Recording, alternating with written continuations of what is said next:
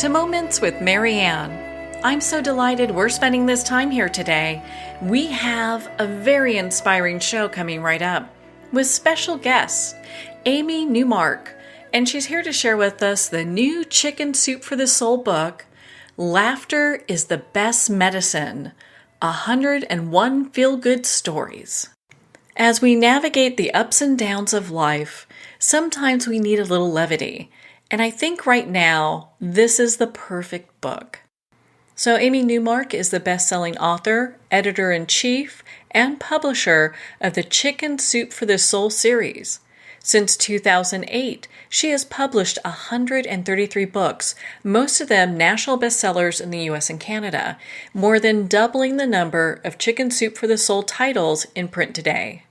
She's also the author of Simply Happy, a crash course in chicken soup for the soul advice and wisdom that is filled with easy-to-implement practical tips for having a better life. So let's welcome to the show, Amy Newmark. Well, thanks for having me on. And I have to say, when we sent this new Chicken Soup for the Soul book off to the printer at the beginning of the winter, I had no idea that laughter is the best medicine would be so relevant now. Oh my goodness. There couldn't be a better time than now for this book. I mean, I think a lot of people have no clue, at the end of last year, that we would be in the situation that we are right now. I really worried because we sent this off to the printer, I guess in early February. And I mean, the book had been on our schedule for a long time. And as I was sending it off to the printer, I thought, shoot, if this gets bad, this pandemic, people might not take this book the right way. And I don't want a book coming out in the middle of April to look flippant, like we're saying, oh, don't worry about it. Read this humor book. You'll be fine. Because, but luckily, nothing happened like that. Everybody understood, I guess, that you send books to the printer months before they're on store shelves. And they also took the whole laughter is the best medicine concept the way it was intended. And it's actually the number one new self-help book in America right now. So people have really responded to it well. And I've been so grateful because with, so many stores closed, I was really worried about what was going to happen to my newest baby. Oh my goodness. Well, congratulations on this book being number one. And I can see why, as we're all kind of cramped up and, things are changing. Some states are opening up and we're, getting out, moving around a little bit, but we're still cautious. So, a good majority of people are. And so when you're stuck at home with a lot of people, you might need a good laugh or two, So definitely. And, if your kids are irritating you, well, we got stories about kids being embarrassed or embarrassing their parents. If your spouse is bothering you, we've got great, funny stories about spouses. I mean, we've got everything. I know these days everybody's got their Zoom stories. We've got, oh my God, we have one story where this woman, she kind of feels guilty, but she lets her 2-year-old watch Baby Shark on the iPad for the umpteenth time so that she can go and grab a quick shower. And she's in the shower, happy with her 5 minutes of free time to take a shower. And all of a sudden she hears this voice going, Steve. She's like, oh my God, there's a man in my bathroom. And then she looks around for a weapon and all she can find is a big bottle of Pantene shampoo. So she grabs it, from the, from the spout end, the little end, and she's going to use it as a club. And then she kind of peeks out around the shower curtain, and her 2-year-old is sitting there with the iPad, and somehow he's activated FaceTime, and he's called Randy from accounting at her husband's company. And so she's like, oh my God, no. How am I going to get out of the shower now? It's facing me. So she drops down, to hide behind the bathtub. And her 2-year-old is laughing at how funny mommy is being. And then she reaches out her arm, with the Pantene bottle, and she's trying to slap the iPad out of her kid's hands and not be seen by Randy in accounting.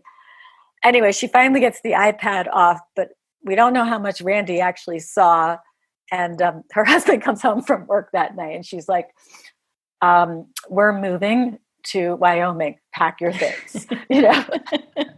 So everybody's got those stories now. I was talking to my husband and I was saying, we have to remember when we're on Zoom video, because everybody's doing the newsman thing where you only look decent from, the waist up. And I said, if we stand up to go and get a piece of paper or something and they see those pajama bottoms or worse, we're going to be really embarrassed. Oh my gosh. And that's a real focus now, because as we get into these Zoom meetings and we've been doing this, I mean, you do see reporters that are wearing like shorts with their suit top, or, there's different background things happening that maybe the reporters don't want in the background.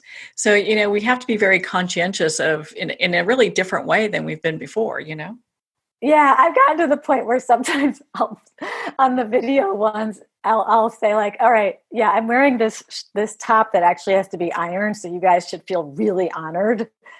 But then I'll stand up and I'll be like, okay, here's the yoga pants. And then I hold up my slippers. I'm like, I at least wore my nicer slippers for you. And they do match my top. But, everybody's gotten so casual. I finally made my husband shave because I started calling him Santa Claus.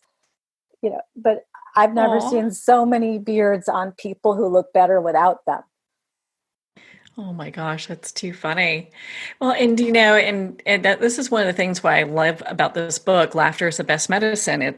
It's really given us kind of a little bit of a time out and just to get focused into a short story where we can have a really good laugh. And right now, I think we need that more than ever.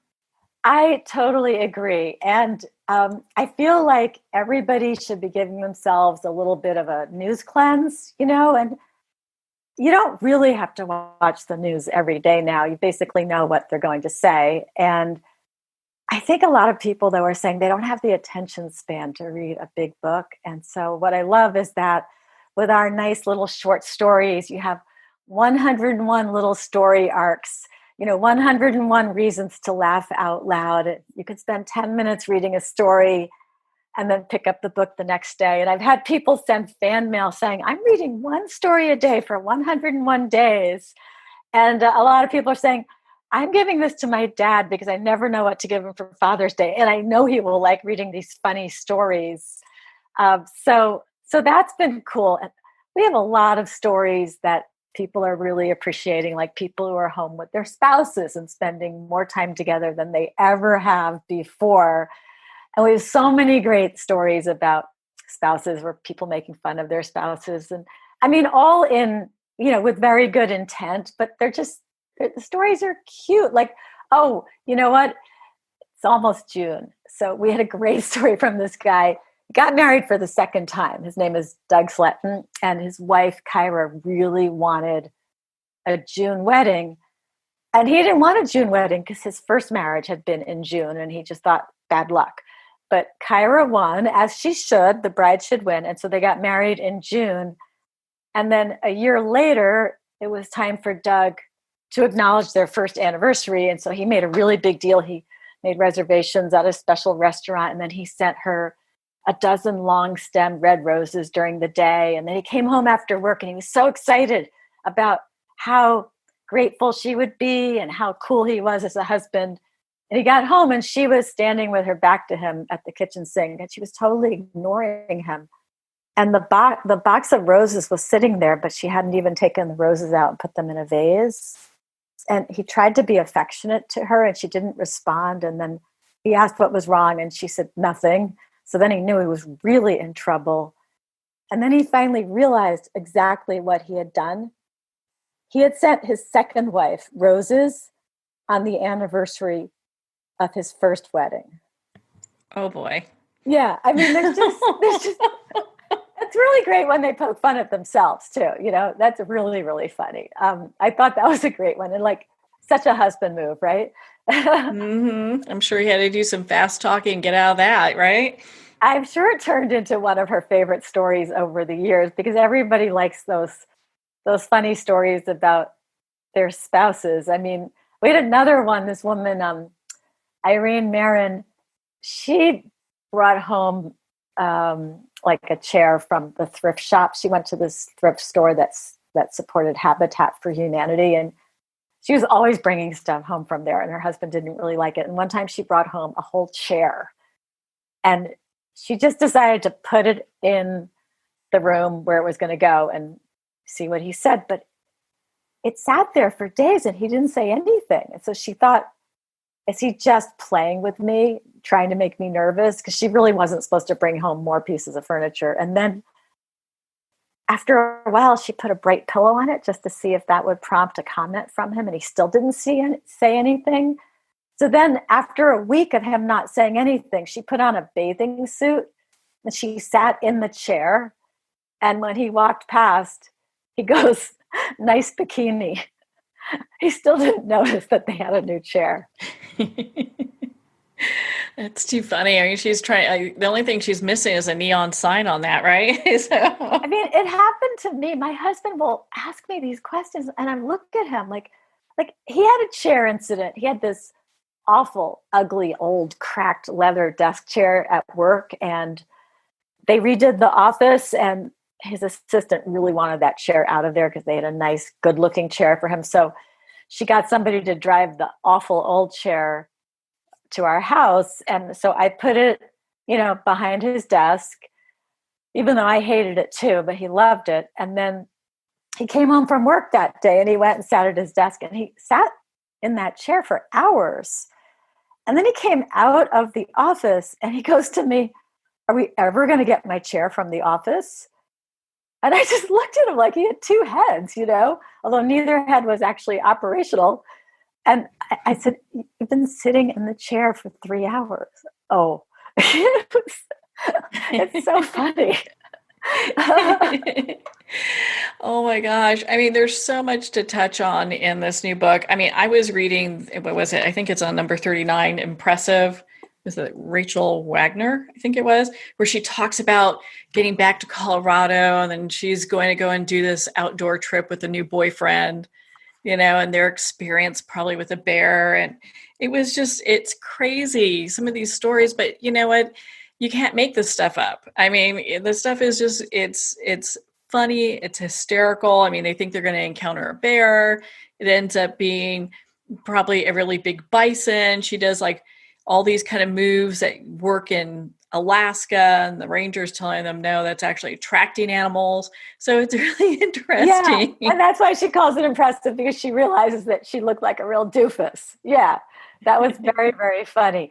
People make crazy mistakes. Like, I don't know if it's ever happened to you. Like, I have had a couple of times in my life that were really memorable where I've answered the phone and I didn't quite catch who the other person was. And so I've kind of struggled and we've had a whole conversation.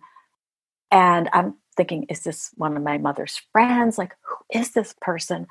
And then after 10 minutes of awkward conversation, but ladies are good at talking anyway, the person will be like, did I call the wrong number? And I'll say, yeah, I think you did, but it was really nice talking to you. But there was one in the book from this woman, Chelsea Flagg, and I think she had a feeling that a lot of us get, when you've gone a long time and you've just neglected some friends and now you've got to catch up and you make that list. So she sent an email out to each of these friends she had neglected. And she sent one to this friend, Laura, and said, let's get together for coffee. And she hadn't seen Laura in a year. So this was long overdue. And Laura wrote back, are you sure you're emailing the right person? And Chelsea just thought, whoa, that was snarky. I know I've been neglecting her, but she emailed back, yes, of course I meant you. And so then Laura sent her an email, I'll be sitting by the front window in the coffee shop wearing a green vest. And Chelsea thought, okay, that's really getting snarky, right? Of course I know what you look like. It hasn't been that long. So Chelsea showed up at the coffee shop and there's a woman wearing a green vest sitting over in the window. It's not Laura. And it turned out Chelsea had been emailing back and forth with a complete stranger. And so she walked up to the stranger and the woman shook her hand and said, I'm Lori. And Chelsea had been emailing, she thought, Laura. And so Chelsea said, I'll be back in a minute. And she went off to get some tea. And unfortunately, the line was really short. And she's like frantically scrolling through her phone, trying to figure out, who is this person? And then she figured out who she had emailed, and it was just somebody who had been on the same email list as some yoga organization that Chelsea had worked with. She honestly didn't know this woman at all. But now she, had dug this deep hole. She had to sit down with this woman and have a conversation. So she sat back down with her and talked about the yoga organization. And then Lori said she hadn't been there for a year. So that was even more awkward.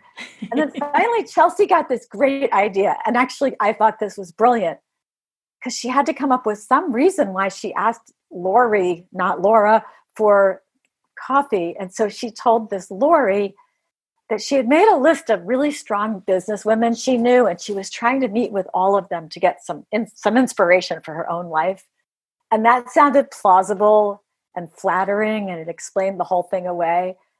And so, Lori visibly brightened because now she understood why they were having coffee. And then the only problem was that Lori said, "That sounds great. Can you email me that list of influential businesswomen? I'd love to talk to them too." So Chelsea went away with this to-do thing. She didn't have a list of influential business women, so now she had to go and do that. So she just dug herself another hole. Well, it's interesting, when we do these kind of things, we're reaching out to people, and reconnecting with friends. I mean, a lot of that is kind of happening where we're having oopses, but what a great opportunity to meet other people and reconnect with people. Yeah, actually, I have noticed recently we're having Zoom dinners with couples who we wouldn't actually be seeing otherwise. It's expanded the list a little bit of people who we're socializing with. So we sit there and we eat dinner and they sit there eating dinner and we chat for an hour and a half like we're in a restaurant. It's nice. It has opened things up. I was actually thinking about trying to set up some Zoom meetings with some of the Chicken Soup for the Soul contributors, because what I usually do if I have time in a summer is I'll go and I'll hit the road. It's a lot of work because we have to figure out who lives where and which cities are worth going to. And then we email, 150 people and hope we'll get 50 to show up at a restaurant. And then we schlep all these gifts and it's super expensive and they're driving in an hour or more to the lunch. And it's a really big deal. And I was thinking, I could just do that over Zoom. And the cool thing is if we did it over Zoom video, then our contributors could all meet each other. And in the past, I know from these lunches, people have actually created new writers groups, made new friends. They didn't even know there was another Chicken Soup for the Soul writer in their town. So yeah, it's kind of fun to do that. We do have some good work stories in the book as well, embarrassing work stories and not just Zoom ones, even though I'm sure if we put another one of these books together for next year, we're going to get a lot of those Zoom stories. Well, do you know what? It's interesting. From what I understand, you can actually hire a farm animal to bomb one of your your Zoom meetings. So you can, they have donkeys that will show up mysteriously. You give them the login. They kind of make it. So it's interesting what people are. That's so funny. Isn't it great? Oh, I love that idea. That's really, really funny. Then all of a sudden have the donkey show up. And the donkey's there. He's the donkey's coming. So it's kind of fun, the things that people are doing to kind of liven things up and have fun today. You know what I mean? It's who would think about hiring a farm animal to be on a virtual meeting? Okay. You know what? I just realized what I could do because I was just fooling around the other day and I was using this app on the iPad called Talking Pets. I don't know if you've ever seen it. Mm-hmm. And I took the cover of Chicken Soup for the Soul, Laughter is the Best Medicine. It's just a blue cover with this white alpaca face. Alpacas are pretty funny looking. And I put the cover into the app and then I did these simple things they have you do. And I have the alpaca now talking in this little video that I made. The alpaca is talking about the book, Laughter is the Best Medicine. I'm thinking my next Zoom call with my company, with colleagues, I could have my talking alpaca show up on Zoom. I just have to figure out how to do it. but that would be really fun. Oh my God, that would be hysterical to be a fly on the wall for that one, right? Yeah, I mean, I've been thinking about it's almost like a little ad, but it's just, I just did it myself, but I've been thinking even about putting it out on social media. I might, because I've showed it to a few people. They think it's hysterical to see the talking alpaca on the cover of our book. Yeah, maybe I'll put it up on my Twitter or Instagram just for fun. But I think that's such a fun idea, having animals just show up. Like that newscaster, there was one I saw, I guess they had the cameraman outside filming through his window, and then the newscaster was inside. And then his dog came up to the windowsill and put his face right into the camera lens. It was really funny. I love all of those newscaster and weatherman videos that have been posted.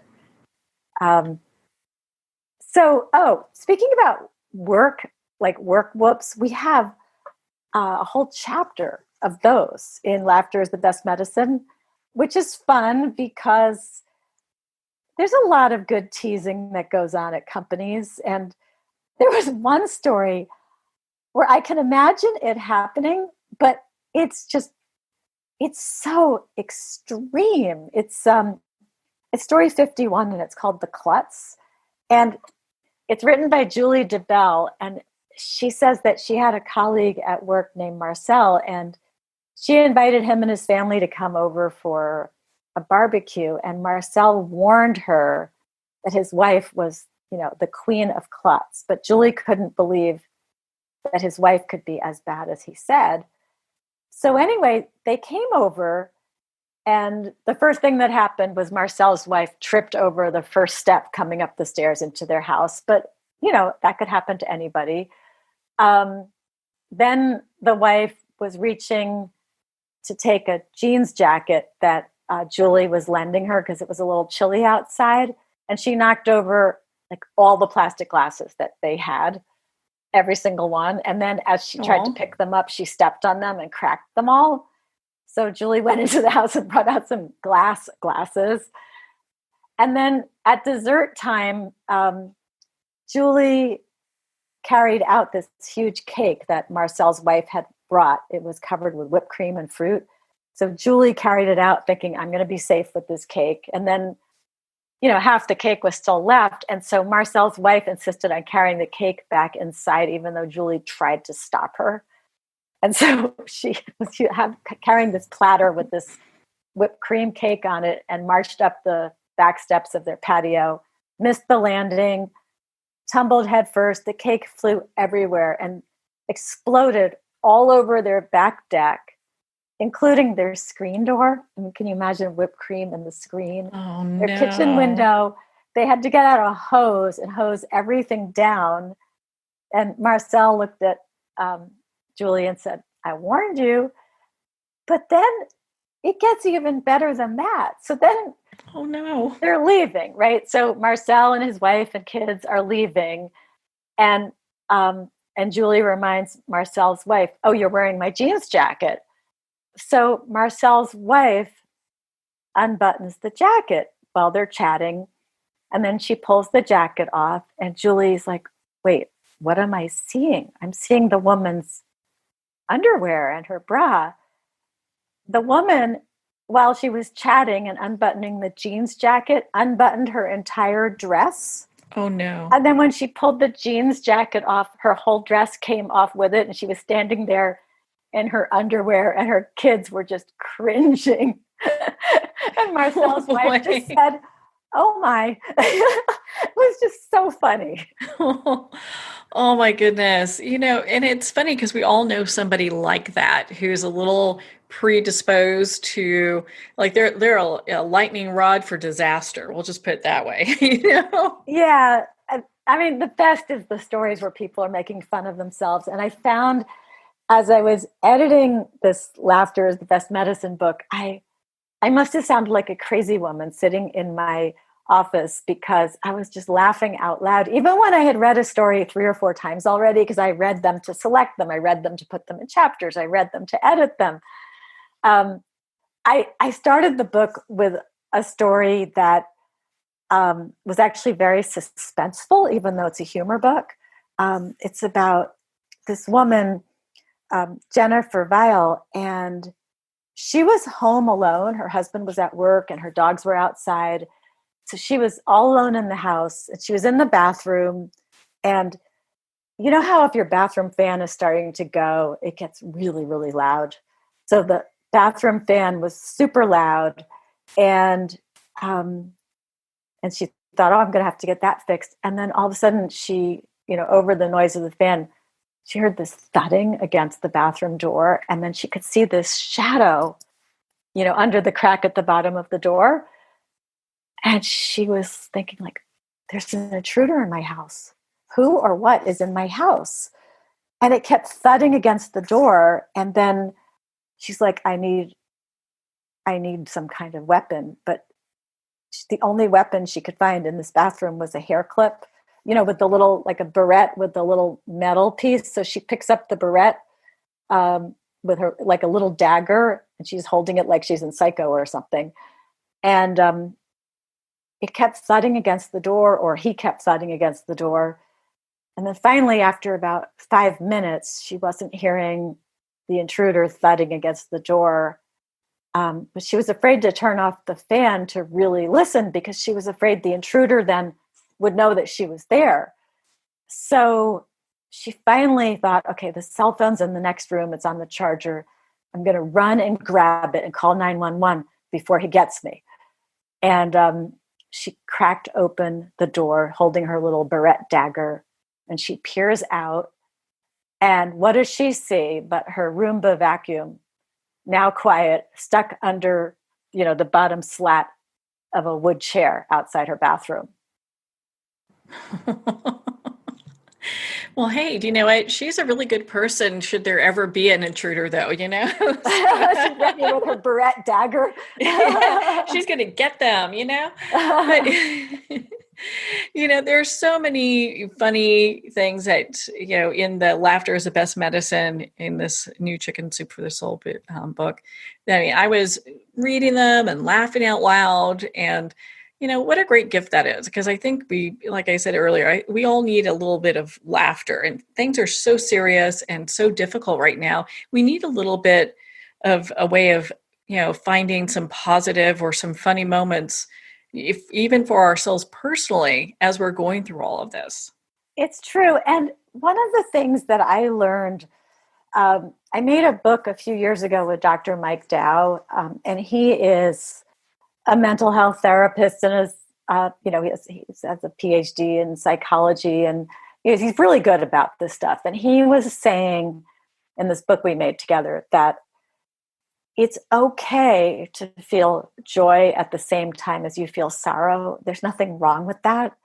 So it's okay to find a reason to laugh and to carve out that time during your day, even if you know people who are ill, or people who have lost their jobs, or people who haven't seen their family members in a long time and feel isolated, whatever it is, and all the bad stuff that's out there. It is truly okay to also share those funny moments. I mean, there's a reason why everybody says, there's a fine line between tragedy and comedy. And I think it's what makes us humans, the ability to find laughter, even in the midst of the worst of the downs that accompany, the ups in our lives. I remember when my mother died 3.5 years ago, I basically turned into a stand-up comedian doing her eulogy at the funeral. And I started feeling guilty while I was standing up there, because I was making so many jokes and people were laughing hysterically. But people need that release, and people said, that's the best funeral I've ever been to.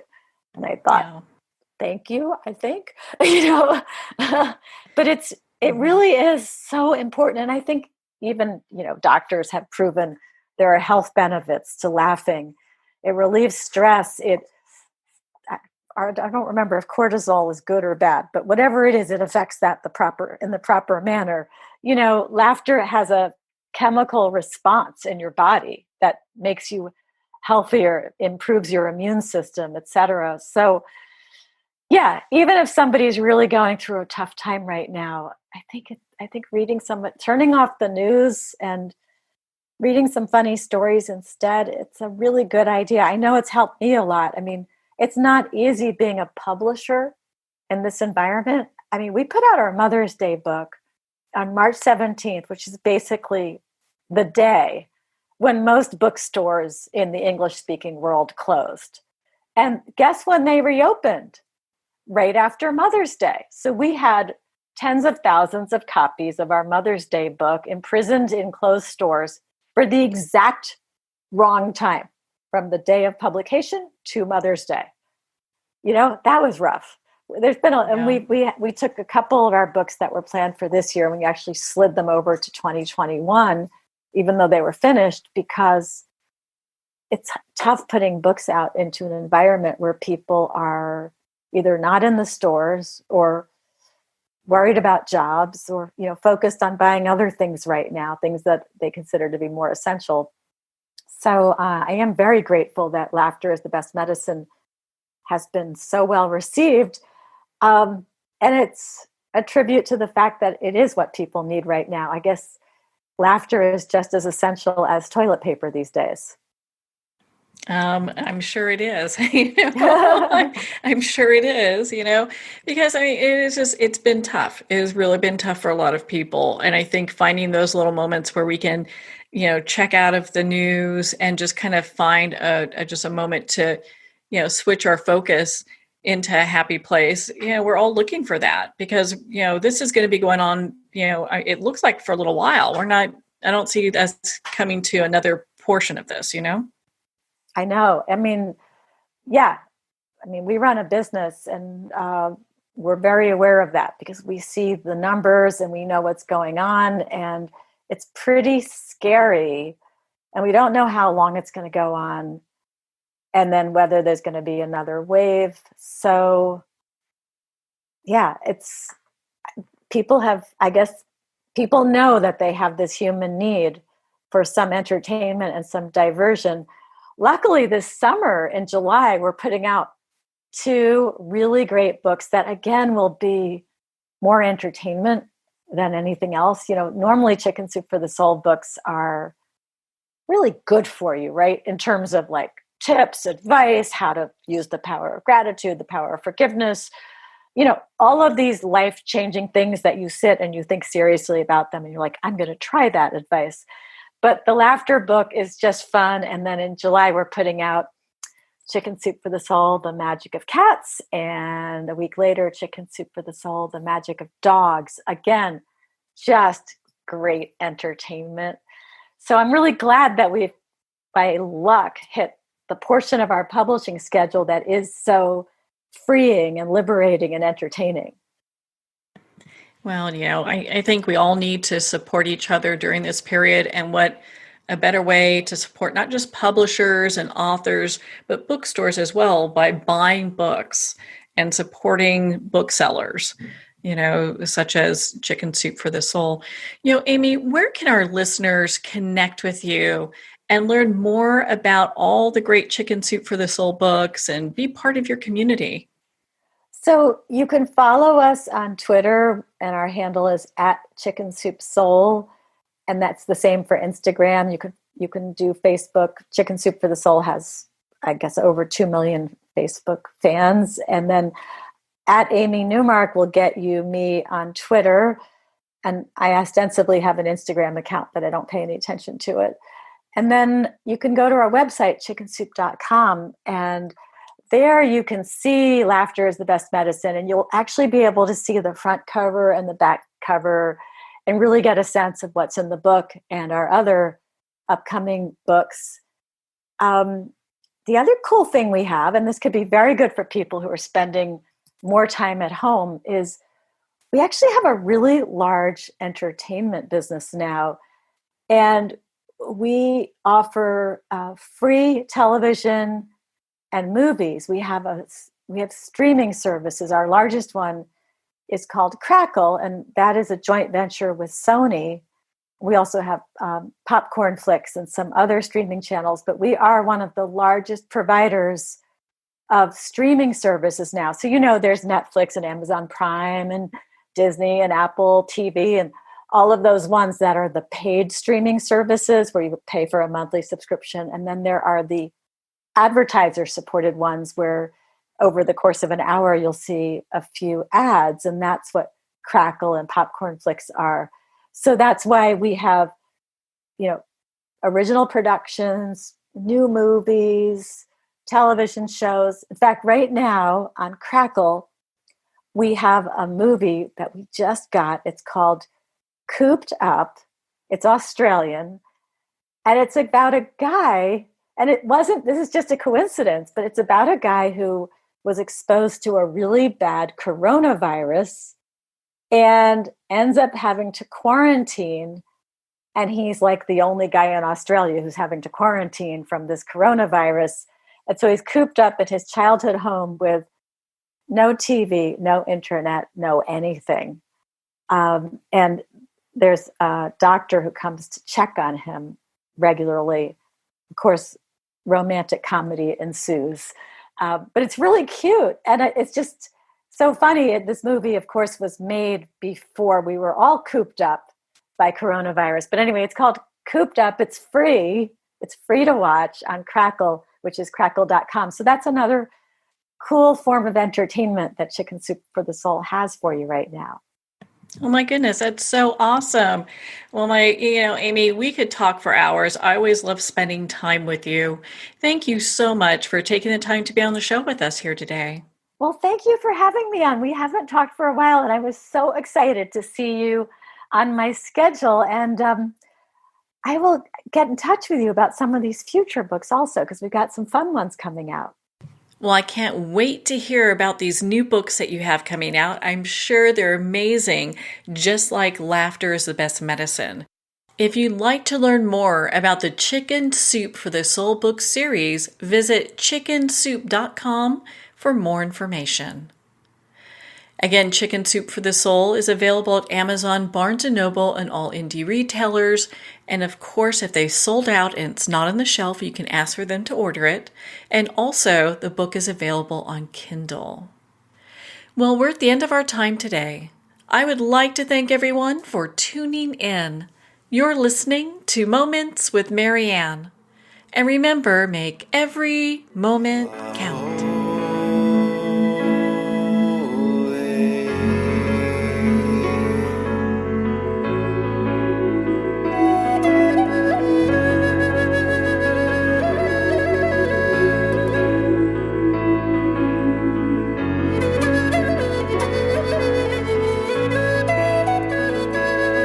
In a single moment, your life can change. Moments with Marianne is a transformative hour that covers an endless array of topics with the best of the best. Her guests are leaders in their fields, ranging from inspirational authors, top industry leaders, and business and spiritual entrepreneurs. Each guest is gifted and a true visionary, a recognized leader in her own work, and while teaching others to develop, refocus, and grow, Marianne will bring the best guest and sometimes a special surprise. Don't miss this. You never know just which moment will change your life forever. Moments with Marianne airs every Sunday, Monday, Thursday, and Friday at 8 p.m. Eastern and 5 p.m. Pacific Time.